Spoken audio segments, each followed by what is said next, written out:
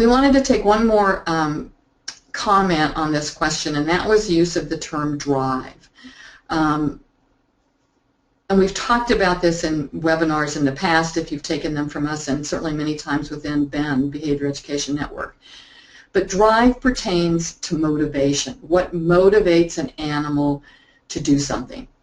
And behaviorists stopped using the term decades ago because it really didn't explain anything. It did not help us understand an animal's motivation any better. It was just applying a label to something.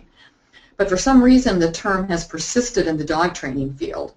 For example, this term prey drive is used to, quote, explain why dogs chase small critters and a variety of other things, supposedly. So if we say he's chasing small critters because he has high prey drive, does that really help us understand why he's chasing small critters? Or are we under the illusion that we understand it simply because we've put a name to it? And how would you know if a dog had high prey drive? Because he chases small critters. So it's this circular argument. And in fact, there are a couple of studies on personality traits in dogs, one by Linda Goodlow and Peter Burchell, and I think Serpell's one as well, have shown that behaviors that are typically lumped under this term prey drive, chasing birds, chasing squirrels, cats, joggers, skateboarders, all kinds of things, balls, that really are not correlated when these personality studies were done.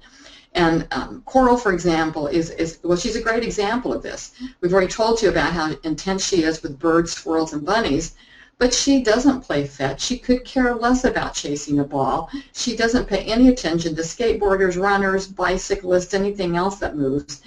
So does she have a high prey drive, as is commonly used, the term is commonly used? Well, depends on what you're referring to.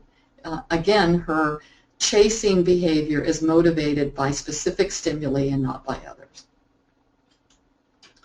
So again, drive is used both to describe a personality trait. My dog has high prey drive, as though it's something internal to the dog and is like my dog. What would be another example of it? My dog is fearful. My dog has high prey drive. And it's also used to describe momentary motivation. He chased that ball because he has high prey drive. So it changes, the motivation changes from moment to moment, and that's what most motivational psychologists have been interested in over the years, is why does an animal do something one time and not another? And this idea of motivation, that factors, internal and external factors, change to produce these differences in behavior over time. That's been the focus of motivation and where drive was originally used. So again, the term drive doesn't really help us. It isn't explanatory, and it's too often used to describe a personality trait, which research has shown these behaviors that are supposedly lumped under this term prey drive really don't hang together at all. So it's not a terribly helpful term. It was one of our soapbox issues.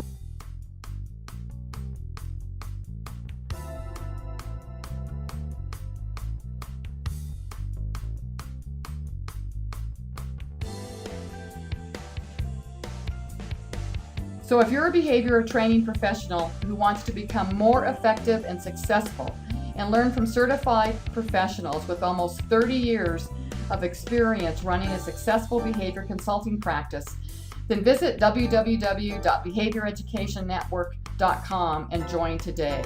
We provide scientific pet behavior education and coaching in a supportive community environment.